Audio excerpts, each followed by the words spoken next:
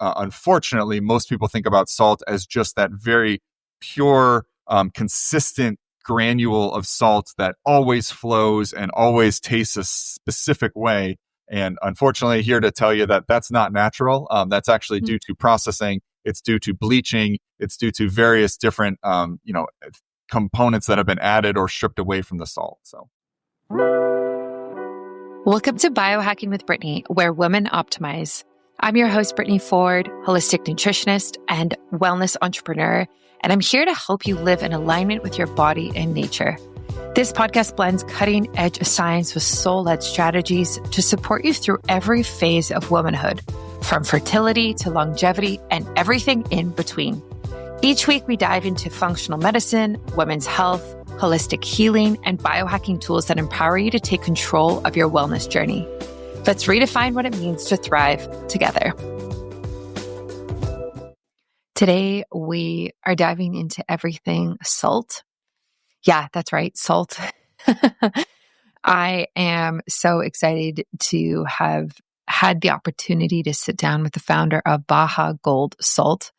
I met them at the Health Optimization Summit in April in Austin and was just blown away by their products.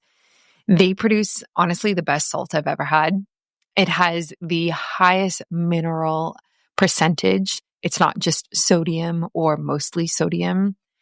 And we talk about that on the podcast interview today that you're going to listen to, all about, the other minerals that are in the salt that are equally, if not more, important. And we talk about everything like the extraction and the processing and the farming and how they even get it out of the ocean and why salt is so important to our health and why it's become something that is so processed that we use today.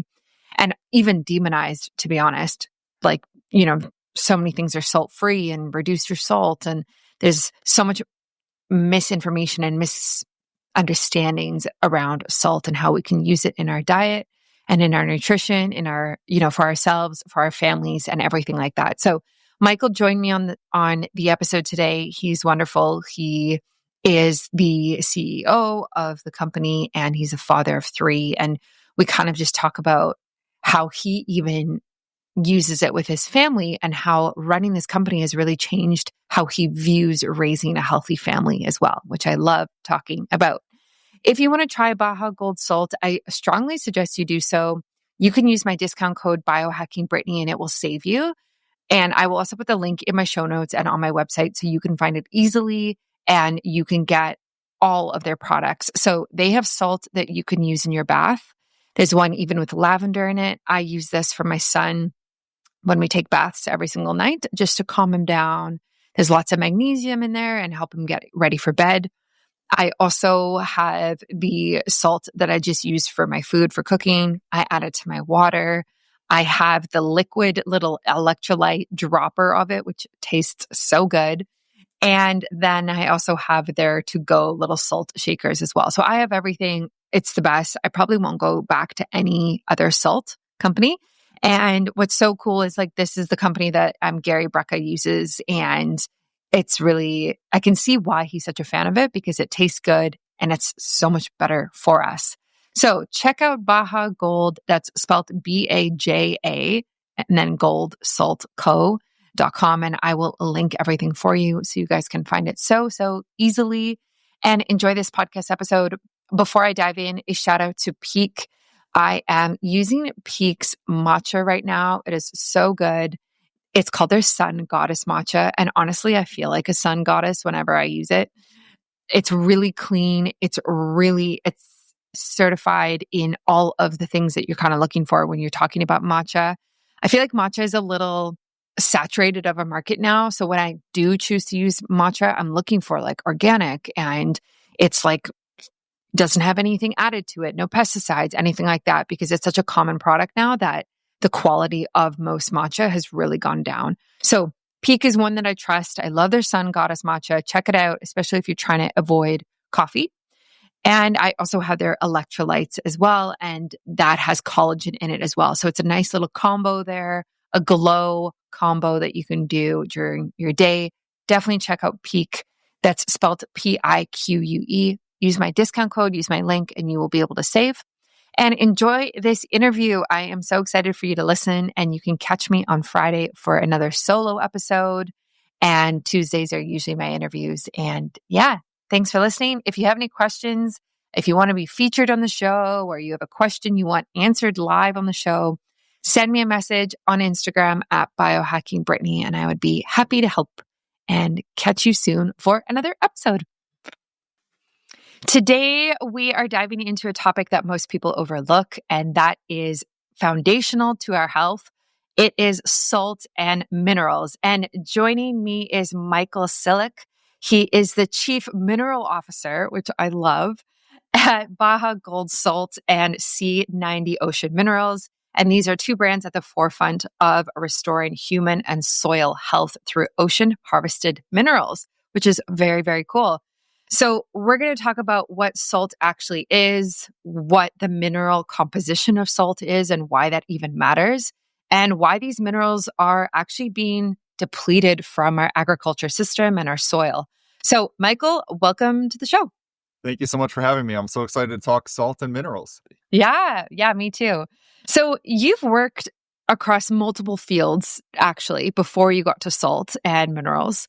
You've worked in the sleep space and the cookware space, and now you are focusing on this very specific issue that we actually are having in society with our health and systemically. So what made you kind of shift to focus on minerals now? Yeah, it's a great question. So like many things, the answer is family. And actually, so I spent a lot of time kind of in what you would call corporate America, had the opportunity to work on more wellness-oriented projects and products. But at the time, about 5 years ago, I was looking to actually join a business with my family.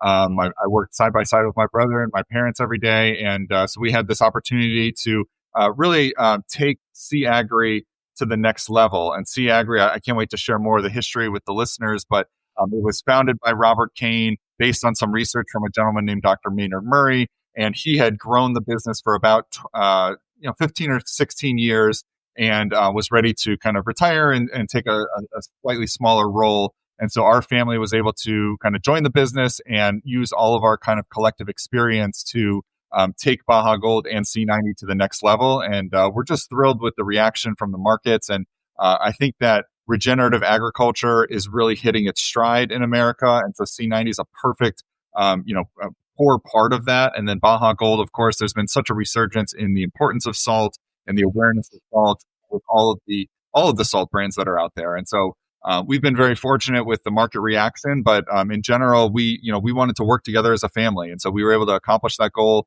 and do something, hopefully, good for the world along the way. I love that. I love that. That's, very cool. And a very like humbling and grounding place to kind of come from, which is nice. Like, there's not much ego going on. Yes, 100%. Yeah, which I love. I want to start with salt before we kind of get into regenerative agriculture. So what is salt, and why does the mineral composition of salt actually matter? Absolutely. It's a great question. So salt in modern times, when most people think about salt, they think about that round navy canister with a little girl with the umbrella, or they think about their little white, salt shaker on their dining room table. So salt in that form is basically pure sodium chloride. But it wasn't always that way. And I'll talk about that in a second. But today, when you hear salt, you typically think about NaCl, which is just pure sodium chloride. And unfortunately, for a variety of reasons, all of the naturally occurring minerals and trace elements that are usually present in salt have been removed and processed out of that traditional table salt. Again, there's a variety of reasons why that has happened, but the key takeaway is that for most people, most of the time, when you hear salt, you're just looking at pure sodium chloride. However, for the first, millennia of human life and mankind, essentially, salt was a much more complex, more mineral-rich substance. It typically came from either unrefined sea salt, where you would dehydrate ocean water and better preserve the macro and trace minerals that naturally accompany sodium chloride, or it came from mined rock salt, which also still contains some amount of those macro and trace minerals. So again, up until about the 1900s or so, salt was a much more complex mineral-rich substance. It was also much more valuable and rare. But then, throughout the course of the industrial age and various different advancements in in processing technology and whatnot, we are now at a point where, unfortunately, most people think about salt as just that very pure, consistent granule of salt that always flows and always tastes a specific way. And unfortunately, here to tell you that that's not natural. That's actually due to processing. It's due to bleaching. It's due to various different, components that have been added or stripped away from the salt. So, yeah. It's funny how we do that, hey? Like, even just the way that you describe that makes me think of eggs as well. yes. Like, eggs are all different shapes and sizes and colors. And now, if you go to a grocery store, like, they're all white and they're all the same size. And it's like, wait a minute, that's actually not natural and not what they're supposed to look like at all. There is Yeah. seasonality in the world, in nature. And if you think about even, we shouldn't be able to have every single fruit and vegetable every day of the year. And yet somehow we have manipulated the world to do that. And it's not a natural thing. And the same way, salt shouldn't be very uniform and consistent every single time. It should be naturally occurring. It should have some mineral variation. And that's the beauty of what we try to provide here at C90 and Baja Gold. Mm-hmm. So can you, like, from your harvesting in Baja Gold, can you actually taste the difference if you were to pull a sample from like August versus January? Like, can a human actually taste that slight difference in salt? There is, yes, there is a minor taste variance. What I will say is, we've been able over the course of 20 or 30 years to really kind of do a lot of testing and understand exactly how minerals move throughout the year. We also have some instances where we can kind of blend different harvests together to kind of create some uniformity. And so you're not necessarily going to taste a wild difference from an August batch to a January batch, but there is certainly some natural variation. And also because of, not only is the ocean going to be varied in the mineral content, but then the amount of sunlight and the amount of heat that you're using to dry it might be a little different. So some batches actually you might see are just a slightly more damp than a prior batch. And so there's things of that nature that really create that truly natural product. Right. So my understanding, honestly, before I learned about Baja Gold salt was that the healthiest salt for me to buy was Celtic sea salt, the gray salt. And that was like the most mineral rich was my understanding. But everyone else around me, the people who are not kind of in the wellness space, are buying Himalayan salt, thinking like the pink salt is healthier than just the white table salt. So like, what is kind of the hierarchy here from your research and what you guys have seen in your experience? It's a great question. So I like to think of this as like Salt 101, and I categorize salt into three different pillars or categories, if you will. So I covered table salt. That's going to be, where I usually start. Your pure white NaCl, exclusively NaCl, sodium-rich table salt. I mentioned the various different processing steps that can occur to create table salt. Table salt is actually pretty rare, like from a pure NaCl perspective, to find that in nature. There's not a lot of like sodium chloride deposits that you can go mine from. And so why I say that is table salt often begins as either earth salt or sea salt that is then processed and all the minerals are stripped away from it to create this free-flowing table salt, or even sometimes they call it sea salt. But if you look at the actual elemental composition, it is just sodium chloride. So the other thing I'll note, since we are on, of course, a very health-focused community here, is you're looking at bleaching and you're looking at additives that are added into table salt. So if you are consuming table salt, try and take a look at the back of your canister or your package there and see what else is included. Sometimes they add synthetic iodine, sometimes they add these anti-baking agents, and it's just not a very natural product. So I always say, if no matter whose salt you buy, please avoid table salt. Like there's other salts out there, but don't consume table salt. The next category is going to be your earth salt or your rock salt. And so this is a cousin of an unrefined sea salt, but it's not quite as mineral rich as a Baja Gold or a Celtic. What rock salt is what was a free-flowing body of water that millennia ago, and we're talking thousands, hundreds of thousands of years ago, the tectonic plates and the Earth's crust moved around and captured bodies of water that were then entombed essentially underground and eventually dried out and dehydrated into these salt deposits or these salt mines. What's unique about them is because of the soil and the crust that is around them, there is some mineral movement between the soil and the salt itself. And so in some of these regions, the iron content in your soil is fairly high. And so you're going to find that some of that salt picks up like a pink color because of that iron moving in and out of the salt. So that's kind of the key of people being like, oh, it's pretty, it looks pink. It is, and iron can be okay. It's an important mineral. Yeah. But in some cases, a mined salt can have a slight imbalance of iron content, an elevated amount of iron content relative to like a truly living, free-flowing sea salt. And so that's going to be your pink salt. There's different deposits all over the world. So in Pakistan, you have your famous pink Himalayan sea salt. And then in Utah, even there's Redmond salt, which is kind of America's pink Himalayan salt. Yeah. And then, so those are going to be better for you in terms of a lower sodium chloride content than table salt and more of those minerals and trace elements than table salt. So you go from basically nothing to some minerals and trace elements. And then the absolute best form of salt is going to be a true living, unrefined sea salt. And that, for many years, the most famous version of that was Celtic sea salt. And then, of course, Baja Gold and C90 are examples of this as well. And so what you have there is flowing ocean water. And I tell people your bag of Baja Gold or Celtic was ocean water, 6 to 12 months ago. It's a living body of water. It is moved into through lunar tides, these retention ponds or these salt flats, we call them. And the sun is the only processing aid that we use. It fully dehydrates out the water. And then what's left are these beautiful mineral-rich salt crystals that maintain your macro and your trace minerals. So we harvest those and then put it into a bag, and that's your Baja Gold. And in terms of some quantitative numbers behind it, if your table salt is 99.9% sodium chloride, your rock salt is going to be about 90 to 95% sodium chloride, which, just in terms of volume of something, that leaves you 5 to 10% for minerals and trace elements. And then a Baja Gold is about 75 to 80% sodium chloride, which means you have up to like 20+% of macro and trace minerals. So we always recommend an unrefined sea salt if you can find one, of particularly Baja Gold. A rock salt is a good second option if that's the only thing available to you.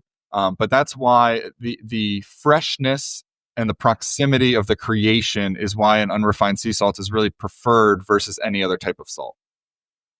Recently, my body has been telling me something was off. My skin has kind of lost its natural glow, and no amount of water has helped to keep me hydrated. And my energy has really just been all over the place. Tired in the mornings, crashy in the afternoon, wired at night. Definitely doesn't help when you have a baby. Then I found Peak's Radiant Skin Duo, and let me tell you, it's been actually such a game changer. This is a doctor-recommended duo backed by experts like Dr. Mark Hyman, Dr. Will Cole, and it's designed to deeply hydrate and boost energy and support whole body wellness from the inside out. It low-key has 15,000 5-star reviews, so I absolutely had to try it. And wow, within weeks, I have felt a difference. There is the sun goddess matcha, which is my daily energy savior. Unlike coffee, which can leave me jittery and crashing, this gives me calm, sustained energy that lasts all day. It's packed with L-theanine for focus and EGCG antioxidants that really support firm, clear skin and gut health. Because let's be real, great skin starts in the gut.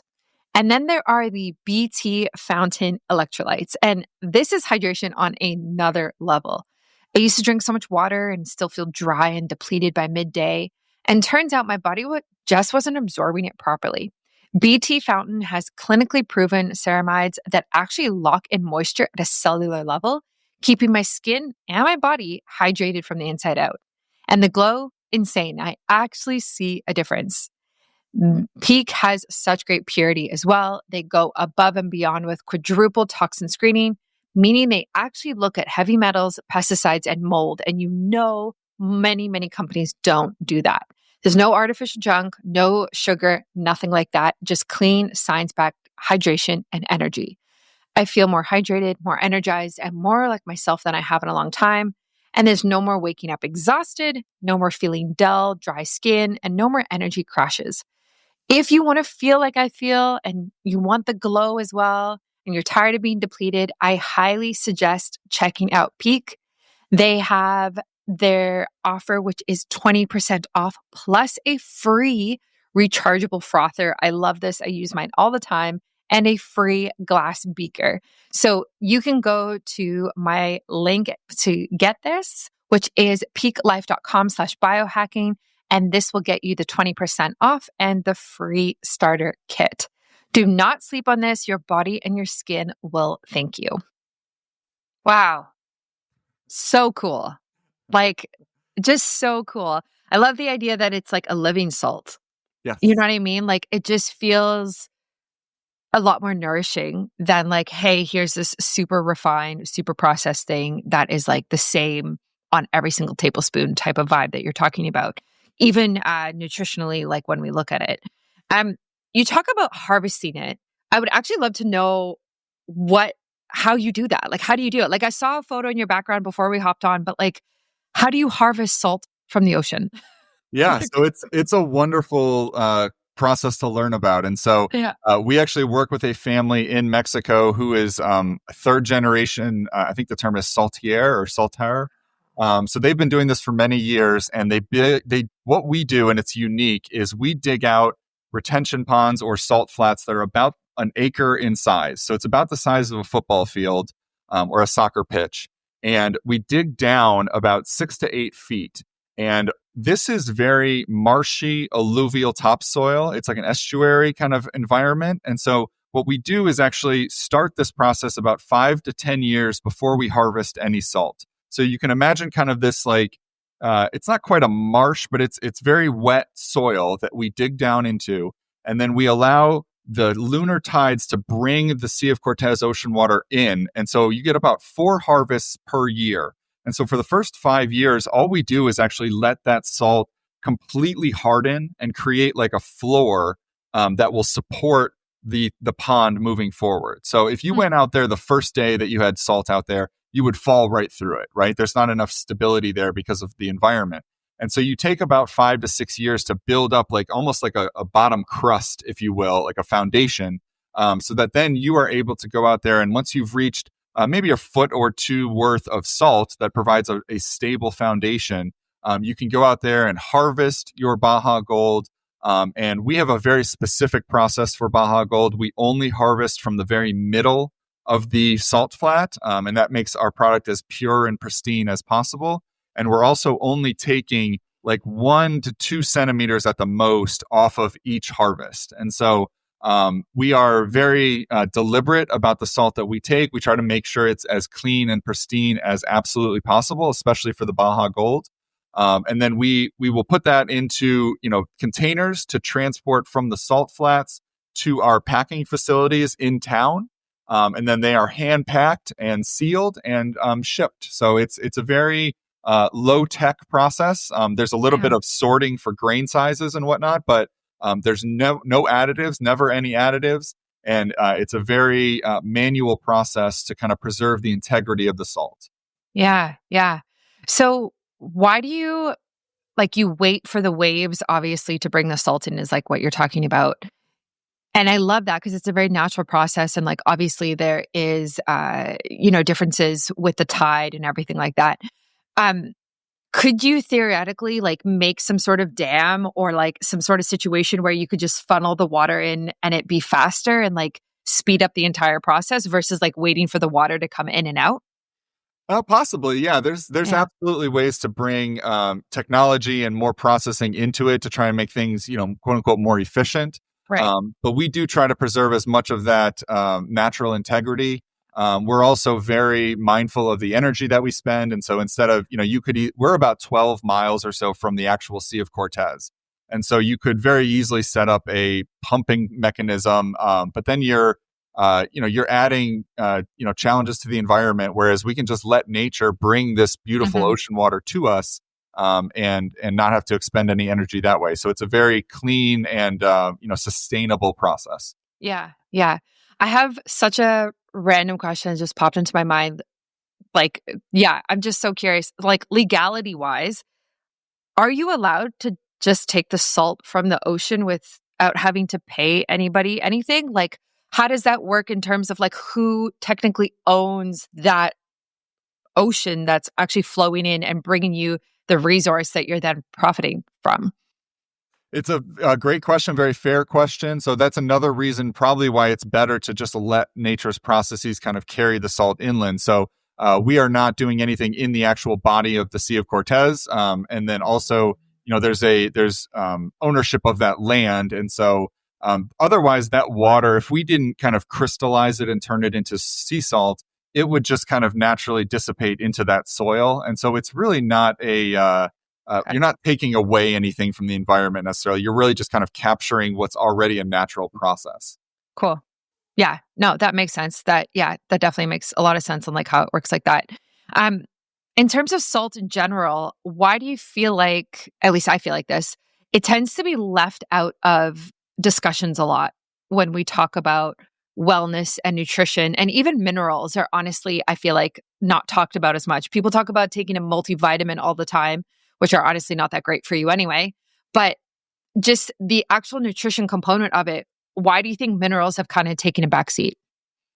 Yeah, I think, well, maybe minerals haven't as much as just sea salt and kind of the opportunity for sea salt to play a role in your health and wellness. I am grateful for, leaders like Barbara O'Neill and others in the biohacking community. They are starting to kind of elevate, hey, like sea salt can actually be a really helpful part of your daily, nutritional stack, if you will.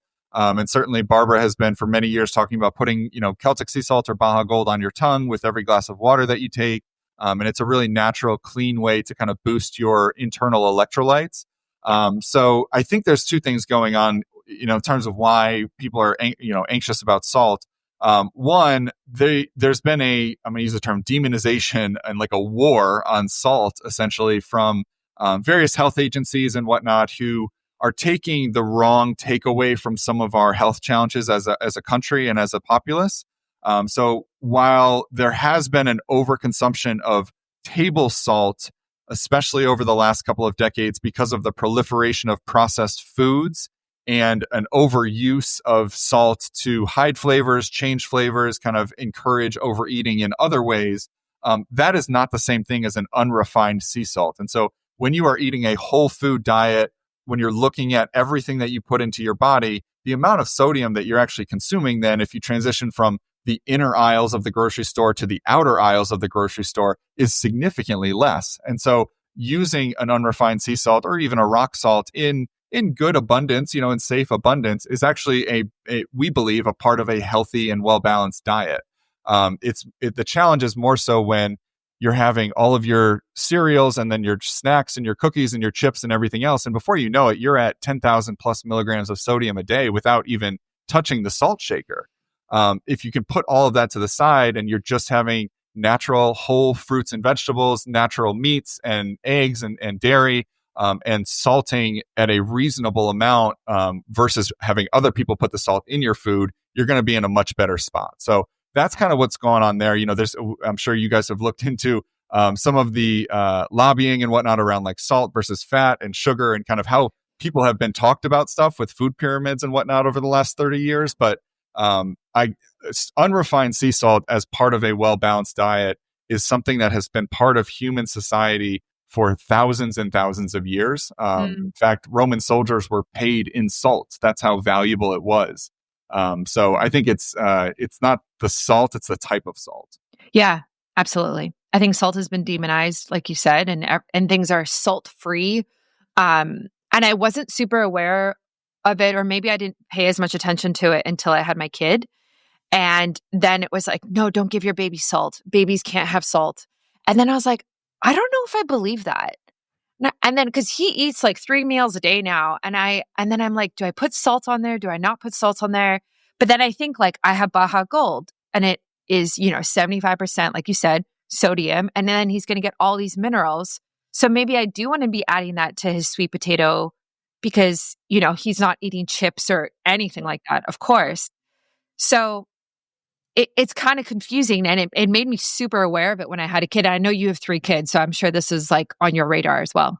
100%. Yeah, no, sodium is a critical part of like cellular chemistry. Yeah. It is in many ways the electricity of all living things, even the soil, which I'm excited to talk about. But if you went to a there are rare health implications where, with heart health and various things, a small percentage of the population that have to be very, very mindful of their sodium intake. And I acknowledge and respect that 100%. But the vast majority of all living things need a healthy amount of sodium and potassium and magnesium and all of these electrolytes. And so to just say we can cut out salt completely is kind of a fool's errand. Yeah. Yeah, absolutely. Yeah. I would love for you to touch on the soil and regenerative farming in general. I think I hear that term kind of thrown around, but what does that actually mean on a basis? Like if you were to step onto a regenerative farm, how would you be able to tell like, hey, this is different from a modern conventional farm that I might see down the road? Yeah, I think the first 2 things that you'll notice is one, what does that soil look and feel like? It's going to be a difference between dusty, sandy soil that almost looks like dirt versus like rich chocolatey clay or rich chocolatey cake like soil. One of the leaders in this space is a gentleman named Gabe Brown, and he loves talking about like you reach into really healthy soil and it's like this rich chocolate cake like substance. It's porous, it has life to it. It feels, like it's living and breathing versus just kind of a scoop of dirt. And the second thing that you're going to see is a well thought out, diverse, non monogamous kind of set of crops and life and everything that you're growing. And so the idea of like monocropping is, I think, one of the real challenges that we've had in this country and in other countries. And if you go to certain parts of the world and it's just like acre after acre of corn, 4 seasons a year, you are really not doing that soil any favors there. I mean, that soil is just being overworked, and you're not putting the diversity back into it. And so a true regenerative farm, you're going to see various different types of crops. You're going to see rotations of crops throughout the year, whether you're mixing in cover crops, different legumes and various other things to kind of give that soil like new things and new challenges to work through and give the fungi and the bacteria new things to work with.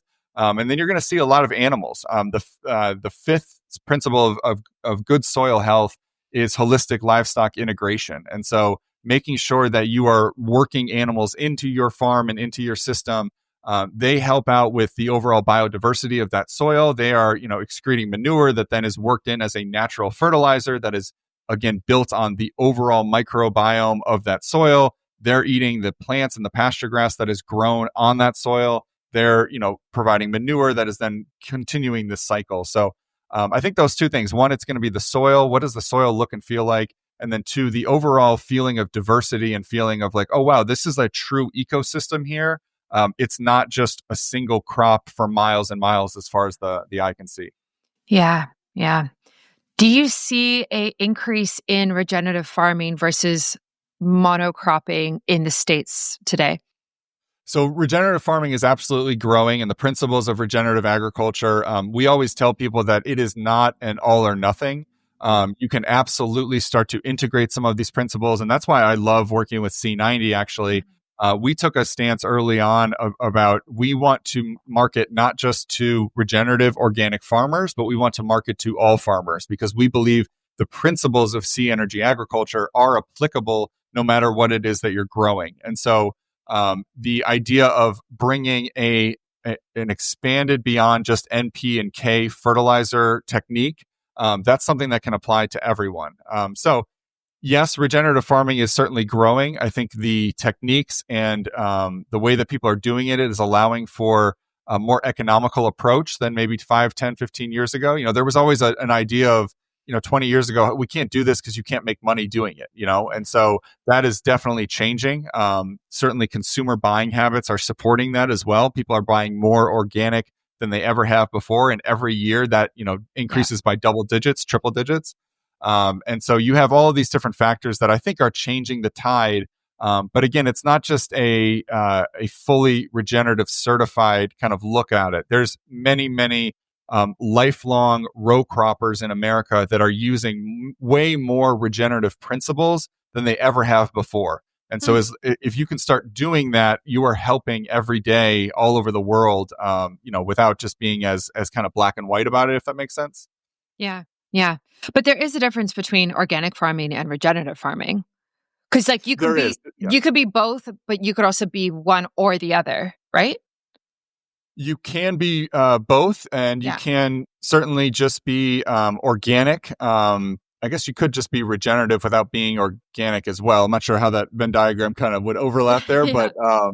but yeah. So just for the listener, so regenerative is going beyond just sustainable agriculture, and so there are some that believe that the health of our soil and the health of our food supply is so degraded that we actually can't just tread water anymore, which is kind of the idea of sustainability, right? You can kind of stay in place. Regenerative agriculture is this idea that no, we need to restore, we need to remineralize, and we need to renew our soils and our food supply because not only can we not make things worse, we actually need to make them better because where we're at right now is not sustainable for the future. And so regenerative agriculture does rely on a lot, I think almost exclusively organic inputs. But even going beyond that to how do you even reduce a reliance on inputs and kind of work with nature? And that's the idea of animal integration and things of that nature, where you can just say, hey, I need to stop relying so much on ingredients and synthetic inputs, and just kind of let nature work itself. So whether that's using animals as a fertilizer source, whether that's working with legumes that are going to naturally produce nitrogen from the air, and provide that nitrogen source for your soil, and techniques of that nature that you can get away from a true reliance on inputs. Yeah. Very cool.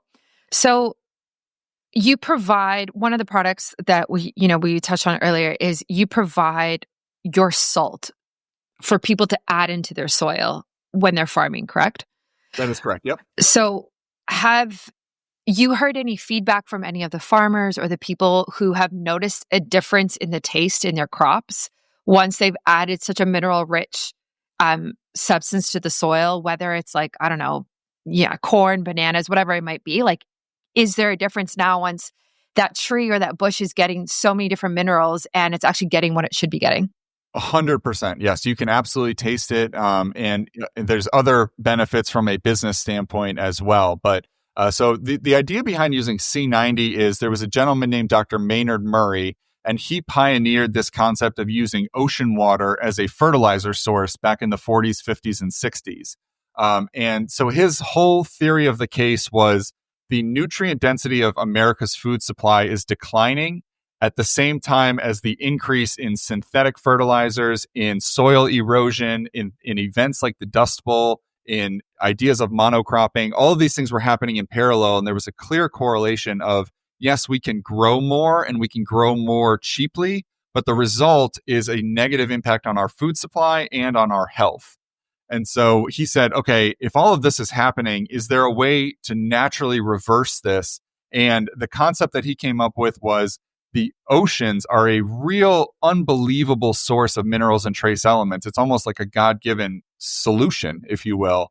And he said, how can I bring these minerals and trace elements back to our soils? And so he started with truly ocean water, diluted ocean water as a source, and ultimately discovered sea solids, or C90, which is a concentrated form of those minerals and trace elements. It's an unrefined sea salt. So your logistics, essentially, and he was a big logistics guy, your logistics are a lot more straightforward than trying to bring tanker trucks of ocean water, from the Atlantic Ocean into Illinois, for instance. So he discovered sea solids, same location where we harvest C90 and Baja Gold today. And we bring these minerals and trace elements back to the soils. And what happens is your soil microbiome is made up of the enzymes and the bacteria and the fungi that are, the life of your soil. So soil is not dead. It is not just some inert thing. Soil is this incredible source of life and hub of bacterial life. And it's that bacteria and that fungi that help feed the plants that you are growing. And so what we do is actually feed the microbiome. We feed the bacteria and the fungi so that they're able to then process and work more efficiently and effectively for what it is that you're growing. And so they have much more access, like you said, then to all of nature's minerals and trace elements. And so the long-winded way of answering your question is yes, when you have a tomato that is grown in depleted soil that, for its entire lifespan has only seen N, P, and K, which is nitrogen, phosphorus, and potassium, and then maybe a little bit of calcium and magnesium. It hasn't seen all other 85 minerals and trace elements. It is only able to absorb and grow to a certain nutrient density and to a certain flavor profile. When you grow it in a real mineral-rich environment, like the way nature intended it to be grown, it has this incredible explosion of flavor in it that I always hear people say, like, I haven't tasted a tomato like this since my grandparents' garden in the 30s and 40s or whatever. Like it's a hearkening back to, like, my brain almost like switches on and is like, oh my gosh, yes, that's what a tomato tastes like. So yes, you make all of those minerals and trace elements available. The human flavor profile can absolutely detect it. And the way that shows up in terms of like farming metrics is you look at things like your Brix levels, your what's called relative feed values, your protein levels if you're growing pasture grass. And there are ways that nature is saying, like, yeah, this is actually a more complete grain or a more complete grass or a more complete fruit and vegetable versus something that's grown in a mineral depleted soil. Yeah, I love that. Is there anything to be said about farms and crops that are grown closer to the ocean in terms of like the wind and what the wind might pick up and then bring to those farms?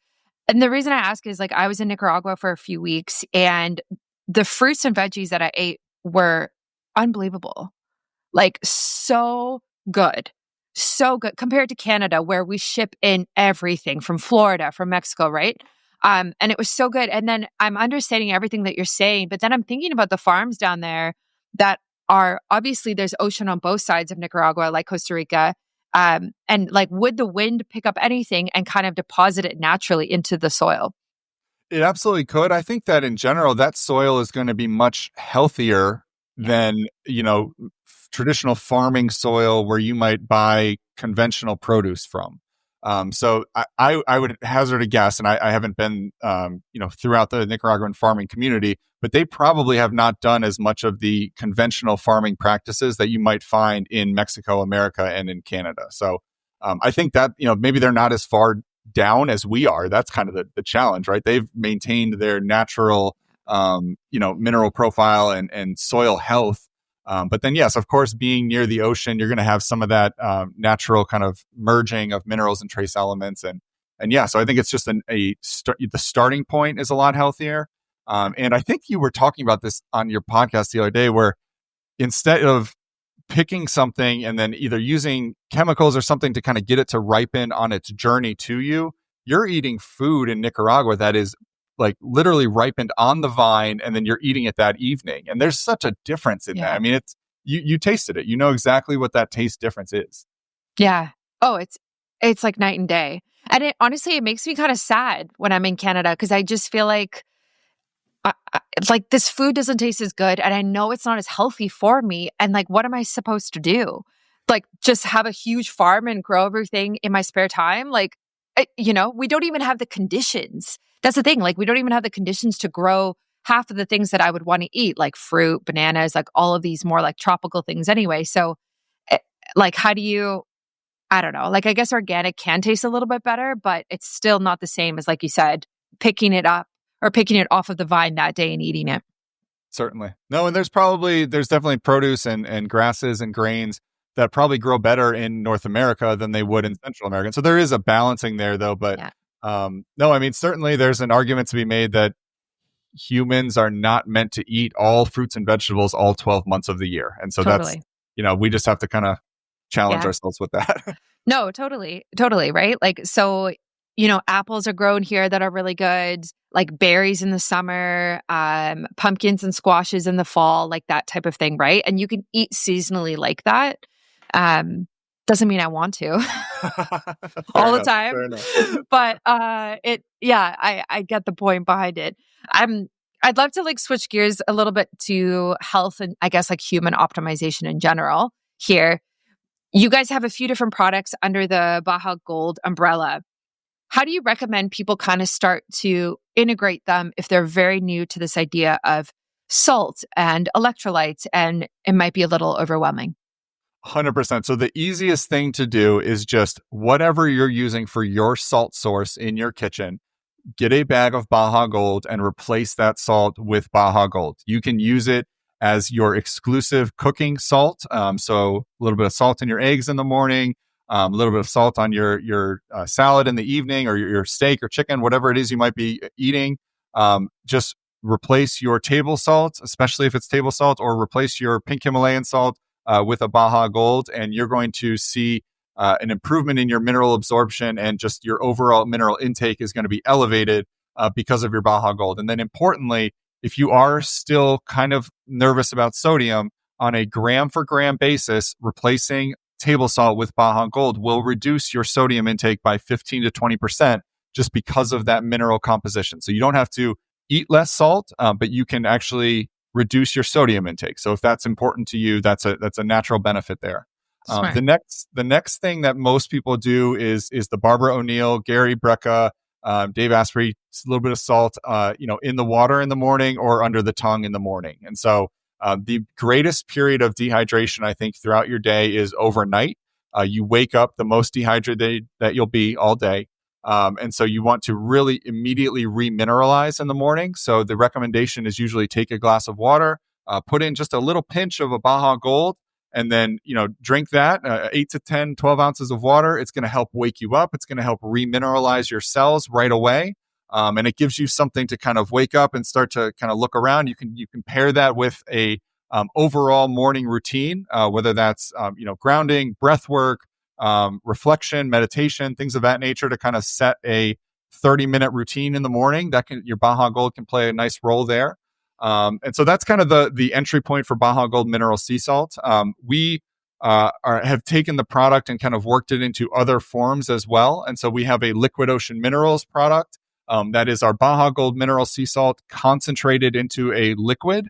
And so if you're familiar with like a trace element drops or something of that nature, this is kind of a similar type of product that you can use in that regard. So you can take some drops under the tongue. You can add it to water if you're working out. And so that's a wonderful natural electrolyte source. And then we also offer something called an ocean mineral soak. So for many, many years, people are very familiar with Epsom salt as a wonderful muscle relaxer, rejuvenator, really helps with your skin health as well. And so we take our Baja Gold and we mix it with an Epsom salt. And so not only do you have the benefits of the magnesium sulfate, the Epsom salt, but you have all 90 minerals and trace elements of the Baja Gold and the Sea of Cortez kind of mixed into that bath for you. And so it's an incredible, like, plus up version of Epsom salt. So Yeah, I love that. Yeah, I use the bath soak with my son, and awesome. he's 10 months old, and I just put a little bit in his bath every night. Yeah, just to like get minerals and like, I don't know, calm him down before bed. Yep. We have one with lavender, and it's a really nice kind of end of day. Yep. Yeah, I have that one as well. It's really nice. Your liquid drops that you have, if I'm using this as something as like an electrolyte throughout the day, what would be the difference between using the liquid drops and just a little pinch of the actual salt in a glass of water? It's a great question. So the answer is it's all about convenience. So there is nothing added to the liquid drops. It's just the mineral sea salt. So if you are just wanting to squirt it into like a water bottle that's pre-mixed and you don't want to agitate it or anything like that, it's really just convenience is the answer. So it's a more portable, perhaps. And if you want to take it as like an oral rinse, sometimes if you feel like a sickness coming on or something, like a really good saltwater gargle, but doing it with our liquid ocean minerals can be really helpful. Nice. Okay. And so once I run out of that tincture or like that liquid, I could just take your salt and basically do the same thing as what you're saying and just do a pinch per glass. Yes. Yep. Absolutely. Okay. Yep. Okay. Same minerals and trace elements. Yeah, because I was wondering how much of that salt per water I would need on a daily basis. Like, could you ever take too much, would you say? I would just kind of ease into it based on your daily activities, the time of year. Certainly, if it's very warm out and you're outside a lot, you're going to be, sweating out more sodium, more potassium, more magnesium. So you'll want to bring more back into you. You'll pretty quickly figure out if you're taking too much. I would just kind of take it slow, and if you really become accustomed to the taste, pretty much all of the water I drink has Baja Gold in it. Yeah. But I find sometimes if I'm having more of a lazy day and if it's cold out and I'm not perspiring as much, like I might do every other glass of water has the Baja Gold in it. So you'll kind of figure that out. Yeah. Yeah. I love the taste. I really do. It's so good.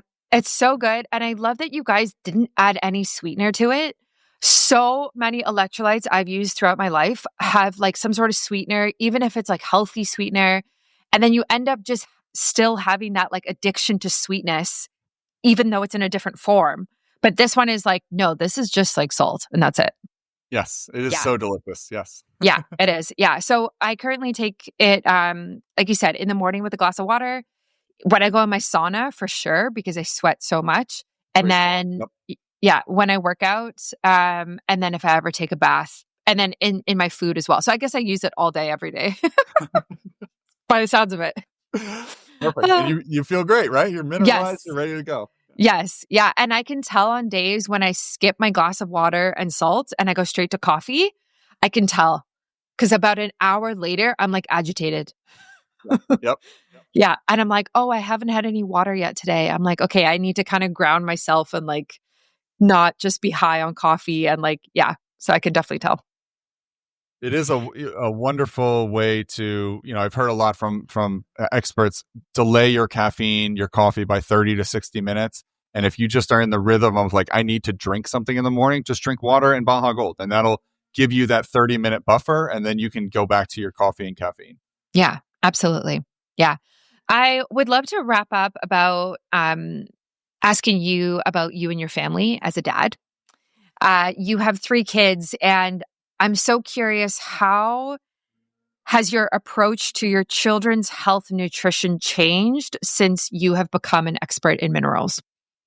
That's a great question. I'm in a unique position because my wife and I, we had 2 beautiful children, and they're now about 8 or 9, 10 years old. And then our littlest is now about 1. So we took a little bit of time off and kind of back into this new parent idea again, which has been such a blessing. And I think you appreciate things more as you get older. And so it's been a really, really wonderful journey for us the last 24 months or so. We are more aware than ever of what we provide to our children and how we think about nutrition and food, not just as like a check the box activity, but as a very mindful, deliberate choice throughout the day. We have, and I love my son is fantastic. He's so cool and so full of energy. And when you're in school and whatnot, you have to think through kind of what you're providing them from a nutritional standpoint to ensure that they have the right energy for the right activities throughout the day. And so, we've found that, and it seems silly in retrospect, but, for 30 years, all people did was feed their kids these sugary cereals and then tell them to go and sit at a desk all day. And like, that doesn't work. Right. So, and then, your poor kid comes back and he's like, I had all this energy and didn't really know what to do with it. And, and I'm like, well, that's kind of my fault, actually. I'm your dad. And like, we're feeding you this food that then gives you this natural inclination to move around and not want to sit down. So we've been very mindful of transitioning to whole foods and just rethinking what do mornings look like, because they set the tone for the rest of the day. They go to a school that has that provides lunches, and I loved your kind of discussion on the schools in Nicaragua. I thought that was really enlightening, and we went through a similar process, kind of thinking through schooling and the environment that they're in, all the way down to lunch and things of that nature. So it's a long-winded way of just saying being deliberate, educating ourselves, honestly trialing things, and kind of being mindful of, okay, if someone's having a bad day, was there something about their routine or their food that day that might have impacted that, instead of just, chalking it up to it was just a bad day or something like that? Because a lot of this stuff is so interconnected. And even in the last 5 years, the amount of research with the gut impact on your brain and your overall kind of daily movements is growing. And so there is just such a connection between how you are mentally thinking and acting throughout the day relative to your gut microbiome and what you're eating. And so Wow. I would just say, I am not a nutritionist. I am not a scientist by any means. But we have kids, and you can see how your kids are impacted by things. And it's easier than ever if they have a certain intolerance, or if they just are impacted by things in a certain way, to find alternatives to that. And my wife and I take it very seriously. It's our responsibility to take advantage of that, take advantage of those advancements, or the science or what have you, and put them in the best position to grow and maximize themselves. So, Yeah, I love that. Yeah. I mean, you guys set the tone, right? And you play you play such a big part in how healthy kids are and how they become healthy adults as well. And so it's what you feed them, and it's also like the health habits that you teach them. Even now I find I'm doing that. Like, my son is almost 11 months old, and like, I'm making his dinner and I'm explaining to him, I'm like, okay, we have to have a fat and a protein and a carb. And he can like say dada, but it's fine, because I'm just like, over time, you're going to learn to balance your meals and all these things. Anyway, so good for you guys. That sounds incredible. And I feel like your kids are really lucky to have you and your wife be so knowledgeable in health. Like, that's so cool. yeah, and I think it's really rewarding when, and they're not like, we're not crazy about food or anything like that, but like, they'll go to a party and be like, if your kid comes home and is like, I didn't like have any cake because like I don't really feel great when I have like a slice of cake. And you're like, wow, like for an 8-year-old to say that is kind of like that's pretty cool. Like, so like, kudos to them. And they're more advanced than I was when I was 8. That's for sure. Yeah. Oh my gosh. I'd be so proud if my son came home and said that. I'd be so happy. For everybody listening, if they want to try your products, order some Baja Gold for themselves, where can they do that, and how can they connect with you? Yes. So Baja Gold, saltco.com is our URL. If you just Google Baja Gold, you'll find us. We have our own kind of direct-to-consumer website there. We're starting to grow in distribution as well. We're on Azure Standard, which is kind of a marketplace in the US. And then we're on Amazon as well. So trying to just make Baja Gold as available to as many people as possible. We will be bringing international shipping capabilities online in the next couple of weeks and months here. So that's exciting.